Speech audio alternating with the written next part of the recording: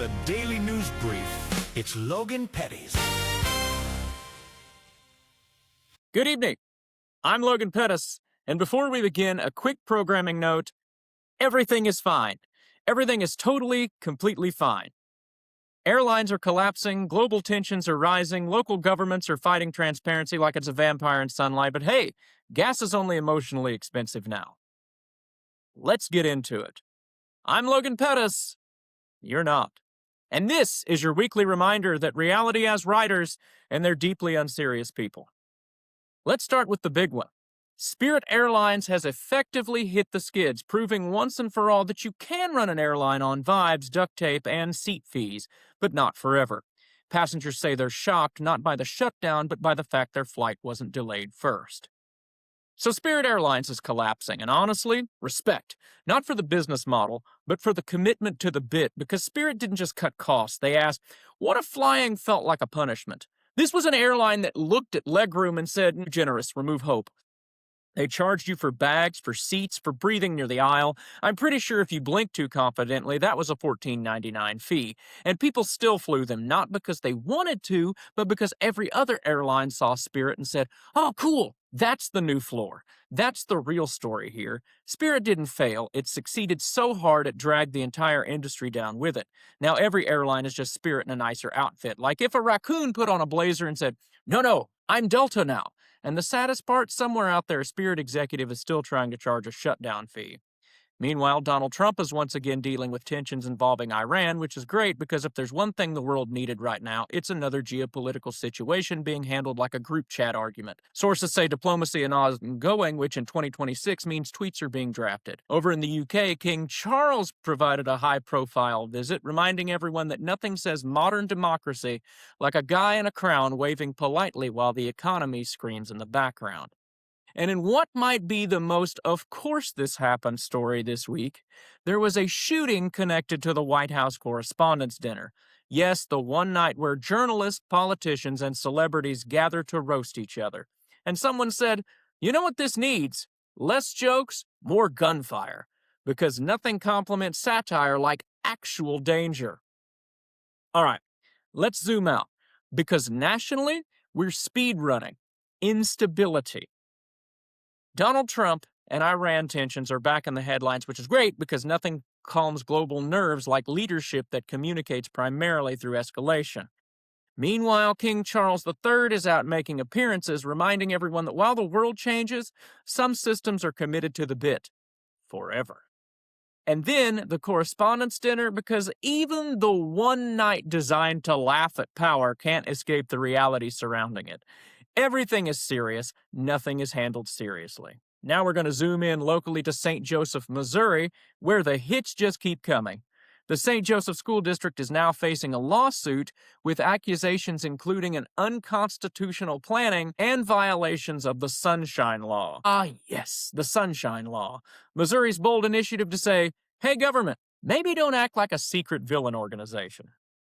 Even better, the allegations of denied Sunshine Act request, which is ironic because nothing says we're doing everything right like actively hiding it. Look, St. Joe, let's talk about this.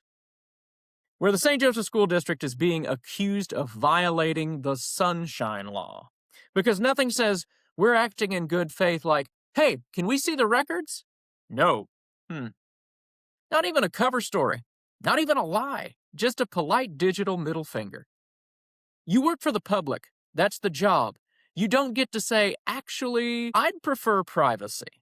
That's not governance. That's a group project where one guy does nothing and still wants the A. Down in San Antonio, Texas, things are getting spicy as Mayor Gina Ortiz-Jones is dealing with political drama, which in Texas means someone's mad, someone's louder, and someone definitely said this about principle, while meaning this is about me. And I love city politics because it's always presented like it's about policy, but if you listen closely, it's mostly about vibes and grudges. This is about the future of our city. No, it's about who's still mad from 2018. Moving on to Luling, Texas now. Luling. Never change. Actually, please change. That's kind of the issue.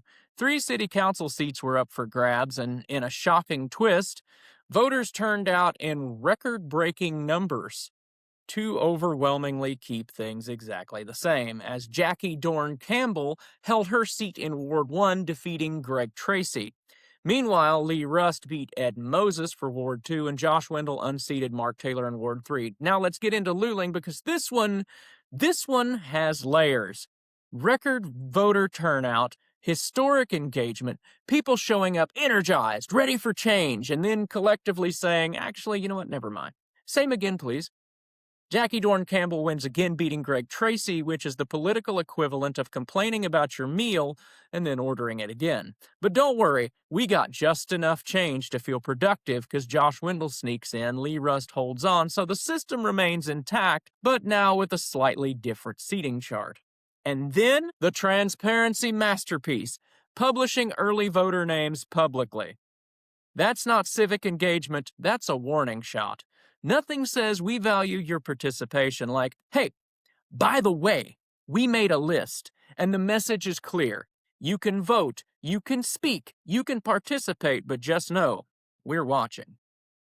Meanwhile, in Flatonia, Texas, at the Cistern Hall, in a rare moment of actual joy, a community group got together, and they danced listening to Pat Matula, bringing folks together for a night of connection, celebration, and kindness, which was immediately overshadowed by everything else we just talked about. But still, nice job. Keep trying. In sports, the San Antonio Spurs continue rebuilding, the Kansas City Chiefs still remain annoyingly good, and the Kansas City Royals continue their annual tradition of hope, followed by reality. In wrestling, WWE, AEW, and River City Wrestling all continue delivering chaos, just scripted slightly better than real life. So, here's where we are. Spirit Airlines collapses and everyone acts surprised, like we didn't spend the last decade rewarding companies for doing less, charging more, and calling it innovation. Meanwhile, Donald Trump is back in another high-stakes situation with Iran. Across the ocean, King Charles is smiling and waving, and in St. Joseph, transparency is optional. In Luling, change is rejected. In San Antonio, drama is policy, and none of it shocks us anymore. We expect less, we tolerate more, we adapt because it's familiar, and that's the most dangerous version of broken, the one you can live with. I'm Logan Pettis, and you're not. Good night, and seriously, pay attention.